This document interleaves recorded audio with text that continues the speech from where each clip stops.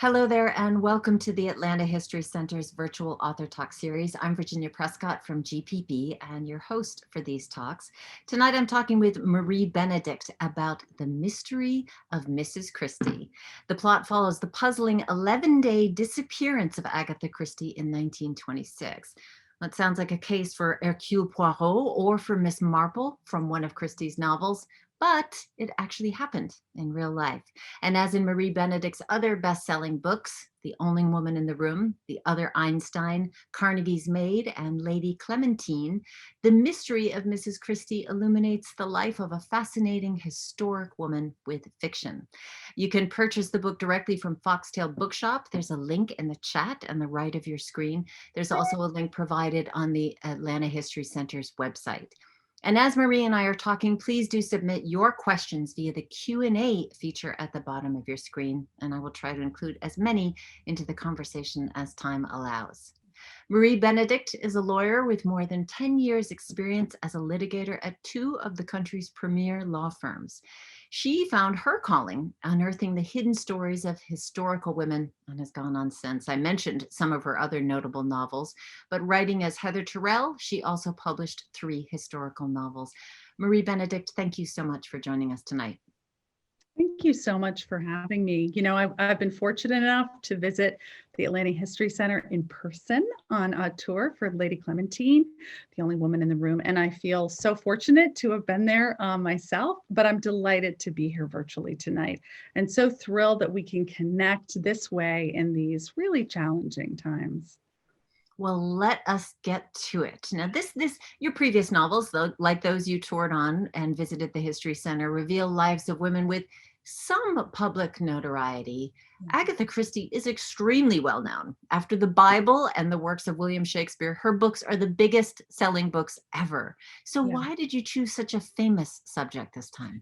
It's such a great question. You know, her fame, her massive legacy, which continues decades and decades after her first death. I mean, this past year it was the 100th anniversary of her first novel. I mean, in some ways, she's more of a household name now than ever. And the fact that she was so famous, that she'd sold 2 billion novels, which is just like unfathomable to me, was a real deterrent, actually. You know, I see myself almost like an archaeologist kind of excavating usually unknown women from the past, women who've left us with this important legacy, really critical contributions, but who we don't know.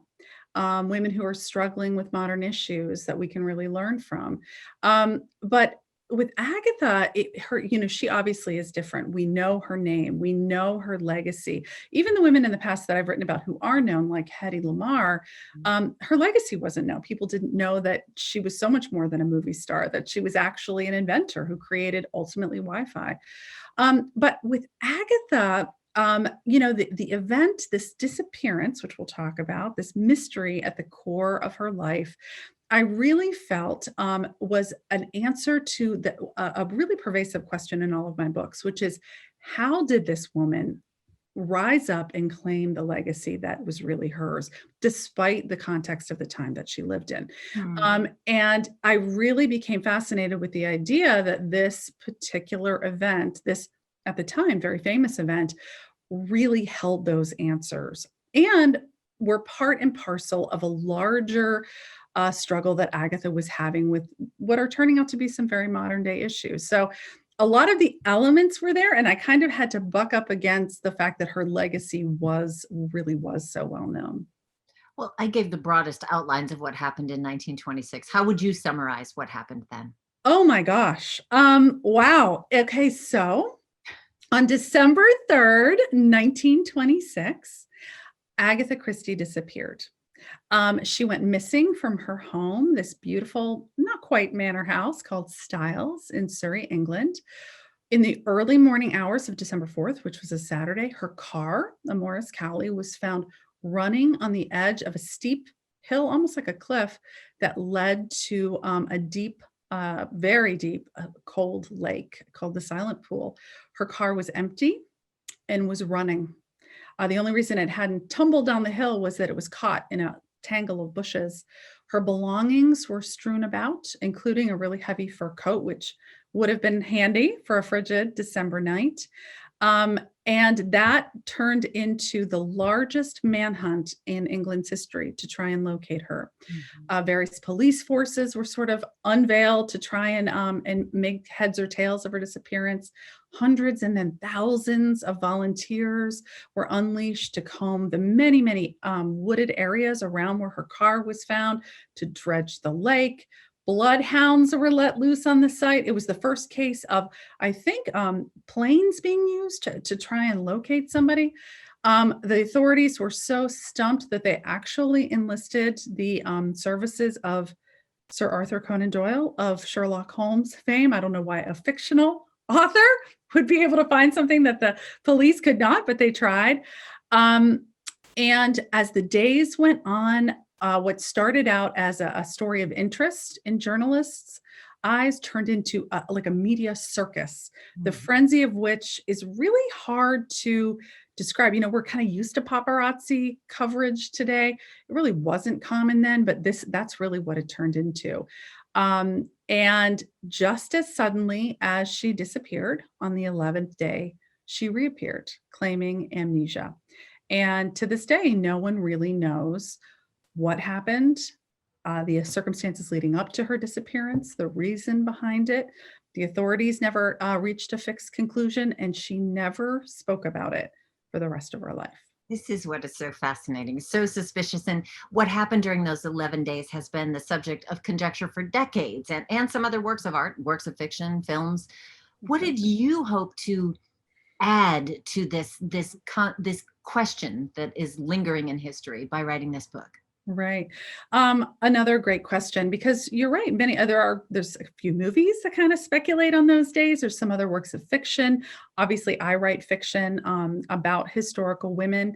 I think my take is a little bit different. I am in my work, I'm always doing a deep dive into as much research as I can get my hands on about the woman herself to really try and understand who she was. I'm not talking necessarily infancy to grave, but during this critical time period of her life. I feel like we all have this image in our heads, a preconception of who Agatha Christie, the legend, the famous mystery writer, is or was. We picture her as sort of that silver-haired, coiffed matron in her tweeds with a cup of tea writing these gorgeous mysteries. But she was so much more than that. She grew up in really this sort of moneyed culture that was going to disappear during the World Wars, almost like an E.M. Forrester lifestyle in a seaside community. But she was adventuresome and very gregarious. The message she was receiving from society was that her job was to make a good marriage. But she really had a zest for life. She was a nurse during World War II. She was a pharmacist during World War I, a pharmacist as well. She developed all this fascination and knowledge about poisons. Her sister challenged her to write an unsolvable mystery, and she was determined to do it. She was really this really bright, outgoing, really different for her time period, I feel like. And as the years progressed, yes, she wrote, but she married a World War I pilot who was a hero. They had a daughter. And I feel like as the years went on, she got caught in the crosshairs of the person that society was telling her to be. A woman who put her husband first above all else, who focused on family and home. A woman, for whom, if you had a career, ambition was still a dirty word. And yet, and the other side of her was her authentic self, this desire to write and be successful. And I feel like her struggle in some ways was very much the struggle of a lot of modern women. The themes and the issues she was dealing with are very, very timely themes as well. And when I looked at her from that perspective, she wasn't the person that we think of today. And in the days and months leading up to the disappearance, all of those things became heightened. And I really wanted to explore that and play with the notion that she might just be that rare historical woman who took history into her own hands. Well, there are so many tensions that are playing out in your novel. Some of them that you alluded to gender inequality, certainly, class inequity, and Mhm. this shift from Victorian era conventions to Right. the modern era. So, That's so what would have been some of the expectations for a woman like Agatha Miller, as she was born to right. this well-to-do family in 1890? I think in many ways her mother would have been sort of the mouthpiece and also the emblem of that time period. She grew up, as you mentioned, in this sort of moneyed household, cultured, but not particularly ambitious. The message that she always received, really since or later in her girlhood, was that her focus should be on securing a husband. And then once you secured a husband, it was about establishing a household, putting your partner, your husband first, having children, and the children came second in that sort of overarching hierarchy at home. If you were to do something like embroidery or write a book, same thing. It was really just a hobby, right? Her sister Madge, who was older than her, she was a little bit competitive with, but still very close, had married very well to do. She had had a husband who lived in a hall, and she had a full staff, which is something that Agatha and her husband, Archibald Christie, did not have. Um, she dabbled in writing, right? But it was only acceptable to their mother in sort of that era if it was something done behind the scenes, something done once dinner was on the table and the house was perfectly maintained and you were coiffed just so. And in that way, I feel like Agatha was being kind of placed in this narrow box, this tiny sort of realm in which women were acceptable and could be presented to the public. And as the years progressed, as we got into the 1920s when this happened, and then of course later, women were starting to find a little bit more of their voices, and that was coming directly into contact with the way that she'd been raised and the other voices that she was hearing. Yeah, in the book, she does not tell her mother nor Archie, her husband, that she'd written her first novel. Mm-mm. And she Yeah. spends a lot of effort trying to be the perfect wife to Archie at the expense of this relationship to her daughter and herself. What do we know about the real Archie and that relationship? Not as much as you might hope. It's funny when you kind of go into the past and look at Agatha's life and her upbringing and her relationship with Archie. One of the primary, really rich sources of research material I had at my disposal, which anyone can read, is her autobiography. Which, when you're writing about a woman and she's written an autobiography, you think you've struck research gold. But you have to remember that those stories are told through a specific lens as well. And while Agatha certainly discussed her early marriage in that autobiography, discussed having a child. It was very high level. She did not go very deep into the emotions, which is no surprise. Mhm. What was a surprise is that there's zero mention of her disappearance, not one single word about That this. is just astounding. Right. I mean, this was a worldwide publicity event. I mean, it was everywhere. Um, and I think I can't remember exactly the way she wrote it, but this is pretty much how it sums it up. She came to this sort of period in time, and she said a few sentences about it, and she said, and I think that's enough about that. And she went on to the next topic, and this is an autobiography written when she was a much older woman, I think in her 70s. It's filled with fantastic details, except about that. Mhm. So, and that's not surprising for that time period. We don't want to talk about the unsavory bits. And I think too, she did have a child with Archibald Christie, and I think there was something in her, I think, that maybe wanted to protect that relationship, the father-daughter relationship, and maybe didn't want to hash through some of the less than pleasant details. There's a question here from John. He asks, though it is established that Dame Agatha left letters to be opened after her infamous disappearance, the contents of the letter of her philandering first husband are not known. What evidence or stories inspired your conception of the letter's content, which you actually don't share? Do you have any inside track with the family or other sources, or was it simply your superb imagination? Oh, what a great question. No one's asked me that so far. Just to kind of set it up a little bit for those maybe who haven't read it, when Agatha disappeared on the December 3rd, she left behind two letters. one for a woman named Charlotte Fisher, she called Carlo, who was sort of her secretary, sort of a housekeeper, sort of a caretaker for their daughter, and also a friend. And then there was a letter for her husband.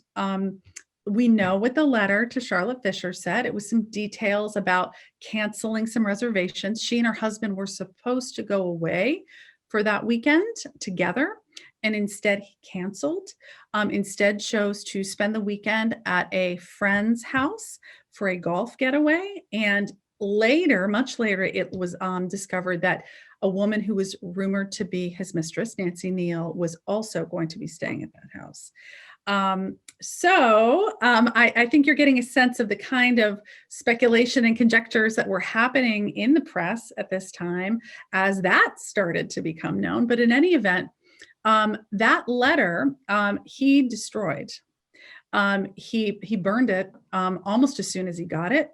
The only reason we know about that letter is because Charlotte Fisher told the authorities about it. All of this I include in the book, and all of this is factual.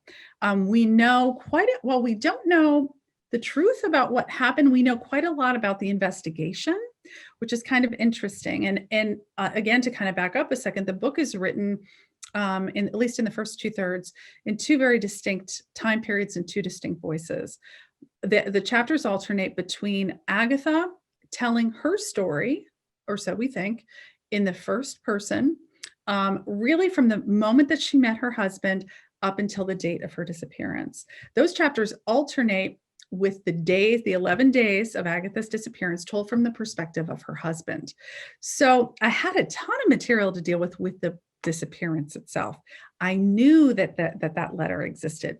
I knew the fact that he burned it obviously made him suspicious in the eyes of the police, was sort of one more piece of information that did not look good for Archibald Christie. But we don't know what it said. He made up several different stories about it. This we all kind of know from the record. Once I fashioned my fictional take on Agatha Christie and her disappearance, I had a sense of what I thought the letter may have said. And part and parcel of what that letter said is part of the mystery that I create in the story. Yeah.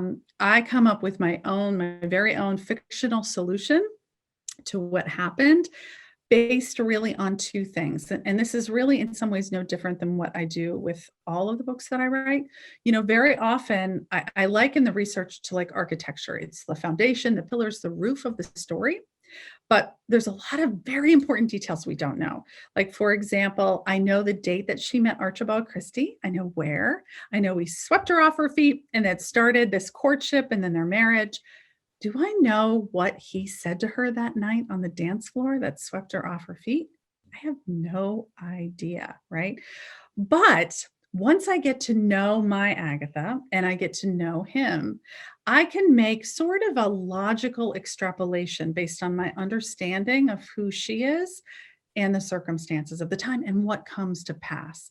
And that's really kind of a blend of fiction and maybe my years as a lawyer, I don't know. And that's sort of what happened in the book as well, both in terms of how I saw the story resolving itself. My vision of what actually transpired is really an extrapolation of who I believe Agatha Christie to be. And that holds true for that letter too, which is really a very important kind of key to the story. Yeah.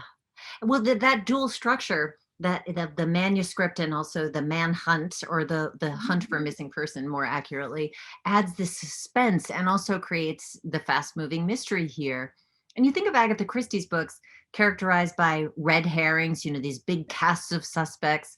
And I'm curious about your process as you are a famous writer writing your first mystery novel about a famous mystery writer. So did you want it to be Christie-esque, or did you want to avoid that? How did you want to stay true and to veer away from that? Oh my gosh. I just wanted to do her justice. It was so daunting to actually write a mystery about the Queen of Mystery, about the woman who is, arguably the finest mystery writer of all time. And again, it's another reason why I almost didn't choose that kind of mysterious structure. But when I decided that her disappearance was going to be the pivotal moment in her life, that transformative time period, it just seemed like a natural structure. I will say that as part of my research, I do a tremendous amount of research, both into the character themselves and the time period, anything from a macro to a micro sort of detail, anything from political movements, cultural developments, to what they were wearing and the kind of food they ate. And once I kind of created that world and timeline for Agatha, I started to read the books that she wrote during this time period. I'd read all of them, but reread them to sort of see what I could glean from them about her. Authors very often have little bits and pieces of themselves in the story. Right before Agatha disappeared, she wrote one of her most famous novels, The Murder of Roger Ackroyd. It's still famous to this day. It's like the quintessential unreliable narrator story. For those of you who don't know what that means, it's a story in which one of the storytellers isn't reliable, is not trustworthy. You really have to think about what they're saying. And the fact of that, the way in which she constructed that story, the way in which she was exploring the themes of the masks behind which we all hide our authentic selves, the way in which we have to carefully curate our existences and our conversations in order to survive and exist, really stayed with me and really influenced the structure that I told here. I wasn't trying to create a Christie novel. I don't even think I wouldn't even try. I'd be too overwhelmed. But I was very influenced by that sort of novel and that theme of the unreliable narrator as I constructed this particular book. And that book, by the way, The Murder of Roger Ackroyd, chosen by the Crime Writers Association as the best whodunit ever written. And that was in 2013, when so many other books, the Stieg Larsson and all that kind of thing had already been written. So that really is quite a feat. So let's talk about that a little bit, the unreliable narrator. We have these dual stories operating, and Archie is fast becoming the suspect in this investigation. He's doing his best to kind of perform the role of the aggrieved husband for investigators. Mm-hmm. Yeah. And this is a man who's narcissistic, he's cruel, he's unfaithful. But you also think about, if you were to look at a marriage and look at a spousal argument, which they have, and all of these bits of denial or shirking of duty or not wanting to come to terms. And this is also a man who was a World War I veteran. And we might think, as a pilot, there may have been some what we would now call PTSD. Exactly. You're kind of forming this picture of him as somebody who is unreliable. How did you play with that in your structure? Well, in his narrative, I think I played with it by being very careful about what I said. And let me try and explain that. In many ways, I would keep him in the moment that he was in. He would reflect on things that were transpiring around him, but never with any great illuminating detail. So as you're proceeding, and that's very much what Agatha did with James Shepherd, her unreliable narrator. I learned a lot from rereading and rereading that particular book. There's nothing on the surface that seems wrong about James Shepherd, but when you go back and reread it, which, knowing what you then know about him, you can see what he isn't telling you. And so just as careful as I was in constructing Archibald Christie in terms of what characteristics I did show the reader and what information I was telling from his point of view, I was also just as careful to withhold things so that nothing was directly contradictory. And yet you had this sense that there was something more. And it really is very tricky to do while still propelling the story forward, right? And certainly there were things, I have him discover that letter, that all-important letter. I have him read it. I have his emotions register. I have him in a quandary about what to do about it because the magnitude of that letter has registered with him. And then I have him destroy it. But I never have the reader see what the letter says until the end. So it's about doling out those bits and pieces of information in a way that will build to the conclusion while still keeping that air of mystery about it. And it's interesting you point out the PTSD. As I was writing this, I did have to write quite a lot from his perspective. And he couldn't be entirely loathsome, right? Because even, you want to know that you might suspect him, but you also want to think that maybe he's above that. Maybe he hasn't played a role.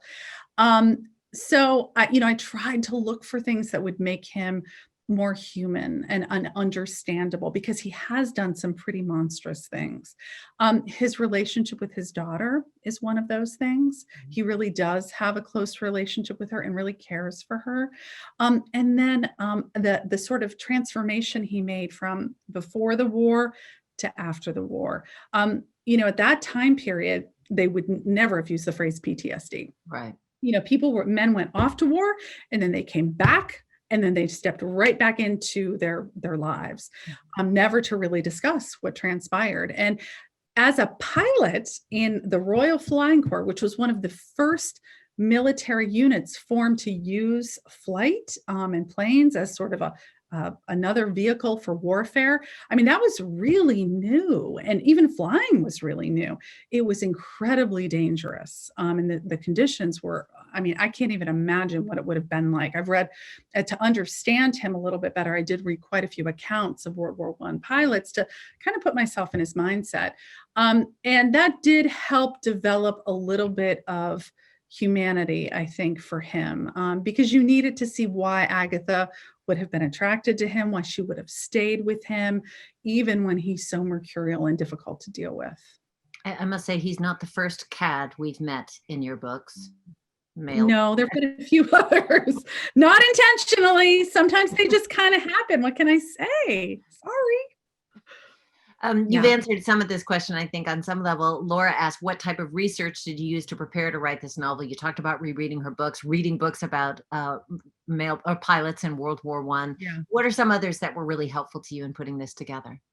Well, first of all, I did a lot of travel in England to the places that she had lived. I wanted to get a sense, especially because her autobiography really depicted that seaside upbringing on this really idyllic town.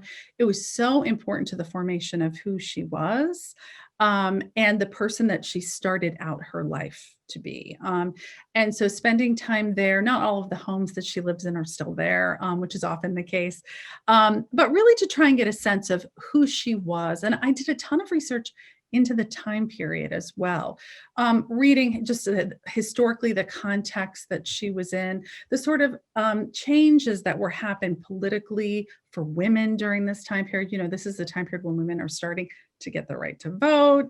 All these things are starting to evolve, to try and get a context, not just for what he's going through, but what she's going through. Even if she's not part of it, it's sort of in her consciousness at that time period.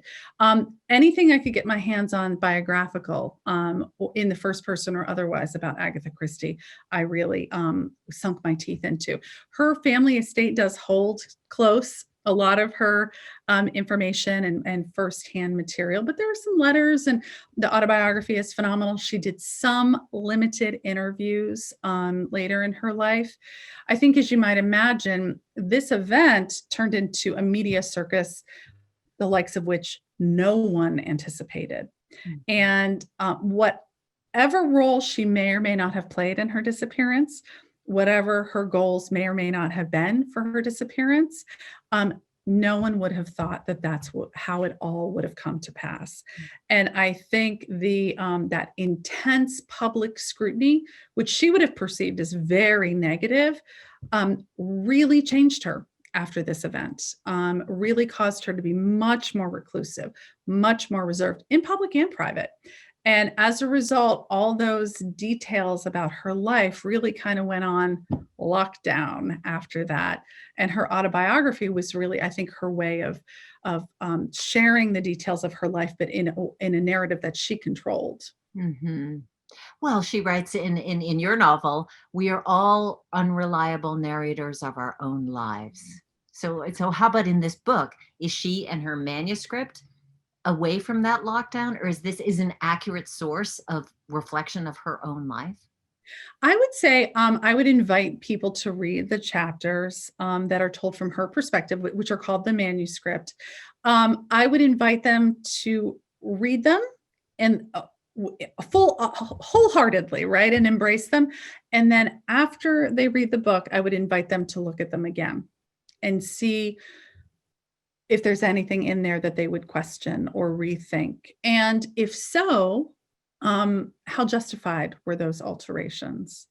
I will say that I did a lot of research into Agatha's life, and in the scenes that I draw, I really, for the most part, am trying to depict an accurate setting for her to inhabit. But like I said, just taking that example of when she first met her husband on that dance floor at a ball at Lord and Lady Chudley's house, um, we have no idea what he said to her. And so there's a lot of details like that I do imagine. And then remember that maybe Agatha's imagining them too. Mm-hmm. You have to ask yourself, who is telling this story? Why are they telling it to me? What's the purpose of this particular writing or this narrative? And you need to ask yourself that about both her story and his story. And then you have to ask yourself why and whether it's justified. And I think this idea of unreliable narrator, not just the fact that the tellers of these stories may or may not be creditable, is a question that I hope readers take away and ask themselves: in which areas of their lives are they unreliable narrators? Are they presenting themselves in a very different way than they actually feel? Whether it's in personal relationships, professional relationships, even just the way people present themselves on social media. I mean, the social media presents these carefully curated depictions of our lives. How accurate are they? Or are they just sort of an unreliable narration of our existence? In some ways, social media has turned all of us into unreliable narrators of our lives. Mm-hmm. Not many people actually take photographs of what their kitchen actually looks like after they cook and post it, right? I mean, authenticity is just not really part of that. And so I thought, to me, that theme that really came from that started for me anyway with the murder of Roger Ackroyd and really pervaded this entire story is one that really has stayed with me ever since. And I You hope mentioned, with I'm readers. sorry, go ahead. No, I just said it's one that I hope kind of resonates with readers. Well, actually, Laura asked, do you have a favorite novel written by Agatha Christie? Not sure if it's Roger Ackroyd or not. Oh, geez. I love that one. I would say, like, she has so many novels. There's like 66 novels, I think, and many, many short stories, plays. She had some extremely successful plays. She loved to write plays. I would say I have different favorite novels in different categories. Miss Marple and Hercule Poirot are probably her two most famous detectives. I'd say my favorite Miss Marple is A Murder is Announced. I don't know if you know that one.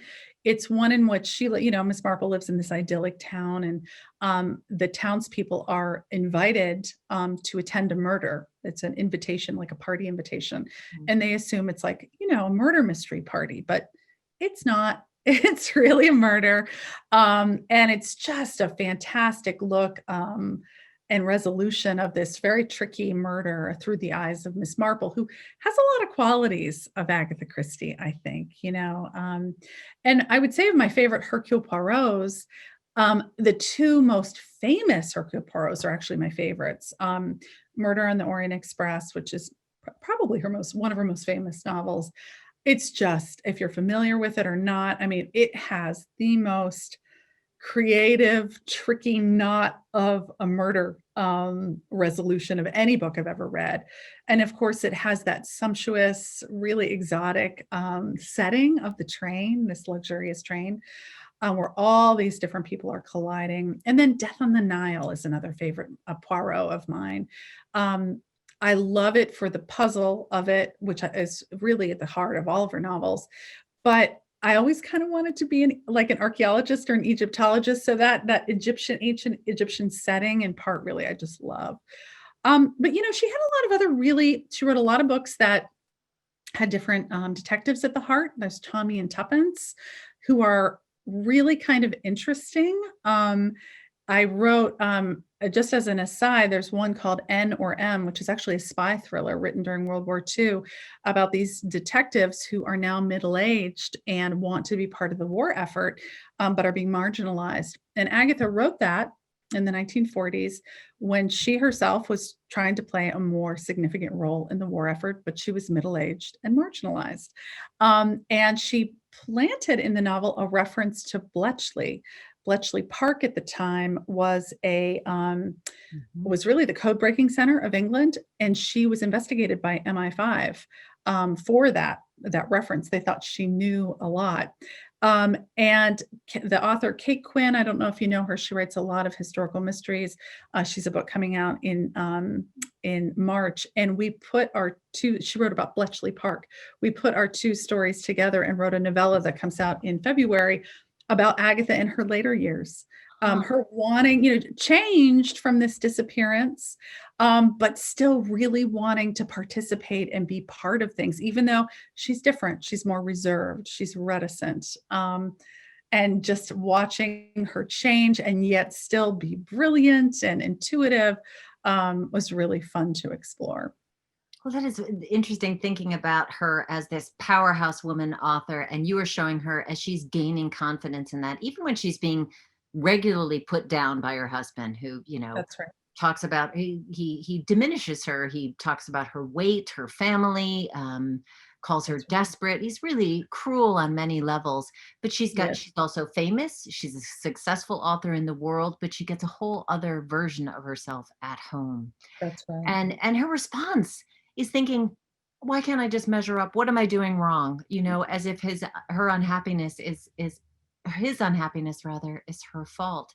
That's right. I read a review questioning the likelihood of the great Agatha Christie being reduced to that simpering state. Yeah. And I thought, of course, but I wondered what you said to that. What was your reaction to that? Yeah, I think so. I mean, I think I think, when I look sometimes at these women and I think to myself, why are you staying in this situation? It comes up over and over again in the books that I write.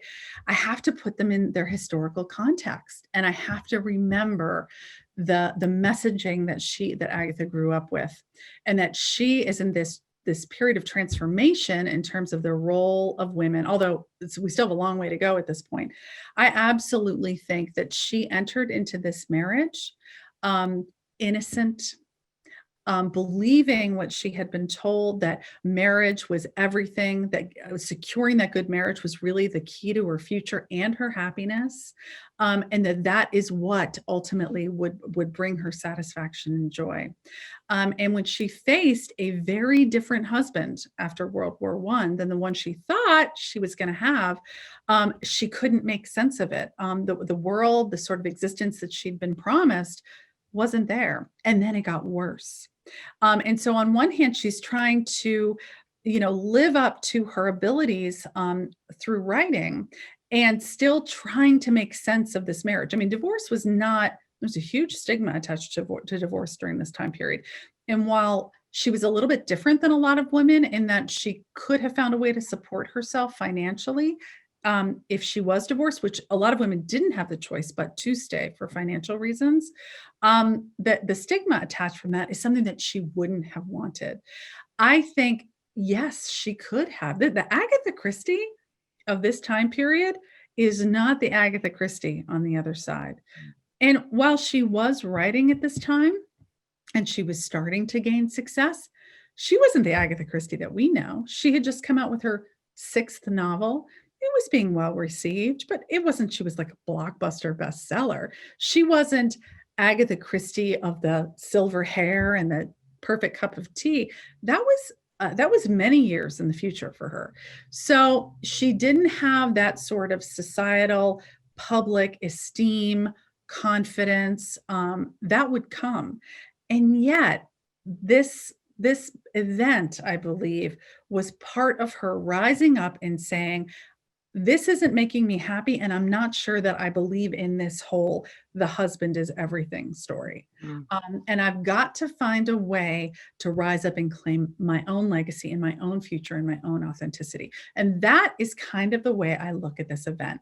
I don't know how I speculate about a certain preparation involved in it. I don't know that it was as meticulously planned from an emotional and societal standpoint as it ultimately ended up being. But I also don't know that anyone would have anticipated the publicity that came out of it. And that had its sort of own effect. She became really well known after this event, not for reasons she might have wanted.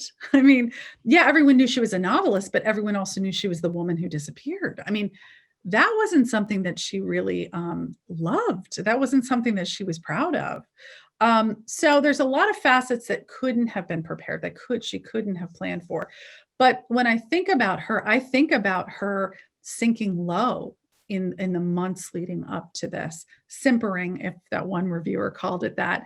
But then also remember something else that I asked readers to read it, come to the end, and then look back on the passages where she's simpering, and look back on the passages where she and her husband both are depicted in an unflattering light, and ask yourself what's true and what's not true. Simpering was my word, unfortunately. Oh, okay. Well, I do find that it's hard for people sometimes to come to that point and of understanding it. Like I know in The Other Einstein, which was about Albert Einstein's first wife, who was a physicist actually, and the horrible ways in which he treated her, there were people who were just enraged at the fact that she hadn't left him earlier. And again, you kind of had to put yourself back in that time period. And she eventually did rise up and leave him. But these women had to deal with so many societal conventions around staying in those marriages and staying in the boxes that society had created for them. In fact, a lot of people did think it was a publicity stunt. You talked about how much more famous she got after that. That is another speculation. Again, I mean, I have my very own specific vision as to what I think happened, but nobody could have predicted how far spread, how deep and wide these newspaper stories would have gone. No one could have predicted that. Sarah asked a similar question, and I think you wrote an imaginative scenario about Agatha's disappearance. What do you think really happened during these 11 days? Is it safe to say that your book is what you think really happened? Yes. Okay. Yeah, I mean, I write fiction. I know it's there are many details and facets of the story that I absolutely got wrong, that are really figments of my imagination, but I have to believe in it to write it. And because I'm not writing sort of a romp about what happened, I'm taking a deep, significant look at her life and who she was and who she became. And so I made a logical extrapolation that fits my sense and sensibility of her as best I can. So yes, it's fiction, but I absolutely believe in it. And you know what? I hope it's true. I really do. Andrea or Andrea, I'm not sure. Did you learn anything about Agatha during your research that surprised you? Oh gosh, a million things. But I have to say, there's probably one series of events that I think probably surprised me the most. When she and her husband were relatively newly married, it was post World War I. She had their one and only child, Rosalind, a daughter. Her daughter was a year old, and Archie had trouble kind of finding his footing after he returned from the war. Kind of struggled to find the right job.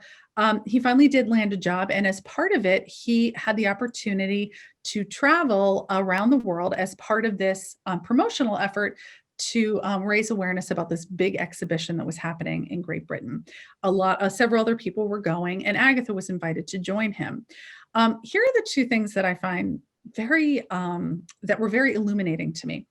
First, in order to go, she had to leave her 1-year-old daughter behind for a year and not see her for a whole year in the care of her mother. Now, these were different times. Women of this class often didn't really hands-on raise their children in the way that people do today.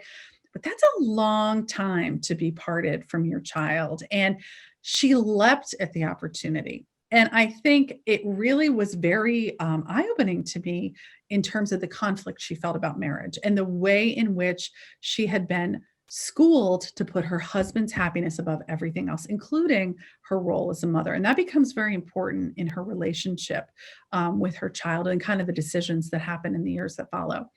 But once she's on that tour, she makes the absolute best of it. She leaps at every opportunity to travel, to explore. It's like she's come alive. And one of the things that she does, which is really kind of unbelievable, is she becomes the first Western woman to surf, as far as we know. She learns how to surf. There's no record of any other Western woman surfing, and she has a crazy natural aptitude for it. She's much better at it than her husband is. And there are all these, I can't share them, but there are all these wonderful pictures of Agatha Christie, of all people, on a surfboard. And I just think, this whole sort of series of the trip, leaving the child behind, the surfing, really capture the person that she was and the beginning of a great conflict between who she could be and who everyone really wanted her to be. This is not the pinky up Agatha Christie we necessarily imagine. I'm going to try and tie together a couple of different questions lingering. You mentioned the novella that you have coming out with Kate Quinn. Other things that we can look forward to that you've written or what you're working on now, and maybe you can also tell us, just like, how do you decide which women you want to write about? It's crazy. There are so many important, fascinating, complex historical women who, gosh, I'd love to tell their stories, and I do keep a crazy long list. So to make that decision, I'm really looking for historical women that kind of fit to, and I alluded to this earlier. It's not just a historical woman who's got a great story. It's somebody who's left behind a legacy that we benefit from every day today. But for the most part, really with the exception of Agatha, we have no idea who that woman is. Hedy Lamarr is a perfect example. We may know her name, but we don't know that she was really the inventor of Wi-Fi. And we are beholden to her. But these women have to be leading lives in which struggles and issues are rising up that are very actually modern in nature. We often think about historical women as leading these very different lives to us, but in fact, they often dealt with issues that really resound today. And so I want to write about women that we can connect to, that we can learn from, that we can derive lessons from, that we can feel grateful towards, and then bring those kind of lessons forward. So that's kind of the loose rubric that I have for the women I'm looking at. I'm also very interested in kind of in their origin stories, as I am with Agatha. How did they become the person that created the mysteries, that created Wi-Fi, that had a big hand in the theory of relativity in the case of Mileva Einstein? What really gave rise to that? What are the components? So kind of all those things have to be present, and there are a huge number of women who fit that category. So, for me, it's really about what speaks to me at that particular point in time. The book that I have coming out in January that has been speaking to me for a long time, but I needed to find the right partner to write it with me, is a book called The Personal Librarian. I think someone asked what's coming out. Mm-hmm. So years ago, when I was a lawyer in New York City, and a relatively unhappy lawyer, I knew it wasn't what I was meant to be doing. I would retreat. I had a few cultural institutions in New York City that I loved. One was the Metropolitan Museum of Art, the room with the Temple of Dendur in particular, and the other was the Morgan Library, which, if you're not familiar with it, and a lot of people aren't, it is the personal library that J.P. Morgan, the famous financier, built to house he collected many things which were housed in many museums, but that particular library was for his priceless world-class collection of rare manuscripts and books. When he built that institution in the early 1900s, he hired a woman to run it, which of course was very rare for the time period. Her name was Belle DaCosta Green. And during the course of her lifetime, she really became, I would arguably say, one of the most powerful people in the whole art world. She shaped taste. She had so much money at her disposal. And she fashioned, if you've been there, that incredible institution and its collections. And then she's the one who was instrumental in making it be turned into a public institution instead of a private library. The only way she was able to have that role and have the many decades of success that she did was by hiding her true identity. She was actually African American. She Wow. was very fair. She passed as white. And of course, she lived in a time period that was really increasingly racist. The world was becoming more and more segregated. She started this role in the early 1900s. She kept it into the 1940s. And she also had to suppress her father's legacy. Her father was the first African American graduate of Harvard. He was the dean of Howard Law School, and he was one of the proponents of equality and of the civil rights movement in the years after Reconstruction, after the Civil War, alongside Frederick Douglass and Booker T. Washington. But because the tide had turned by the time his daughter was grown up, she had to really suppress that legacy and live as a white woman in order to succeed. I mean, she ran an institution that most likely she would have never even been allowed inside Right. for many, many decades. And I wrote it with an incredible African-American author. Her name's Victoria Christopher Murray. And for me, you know, it was such an experience to write this book. I learned so much about our country, myself. It was really a transformative experience. And, you know, we hope that if people read it, it really invites them into some really frank conversations, because this period in time in our history is really important for where we are now. Wow, sounds fascinating. I used to live near the Morgan Library when I was Oh, in New York City. It was you know a it. refuge for me. I loved that place. Oh, maybe we saw each other passing in the hallways one day. I mean, you know how it's absolutely breathtaking. If you're a Yeah. library person, it is truly one of the most beautiful places I think in the world. And it's what's interesting is I went there for many years before I realized what the role that Belle had played. And now I look back on those years and I just feel Belle's, you know, fingerprint everywhere. She was And really you said it was coming out in January. Do you mean no 2022? June 1st Oh, June 1st. Okay, June of 1st. this year. Yeah. All right.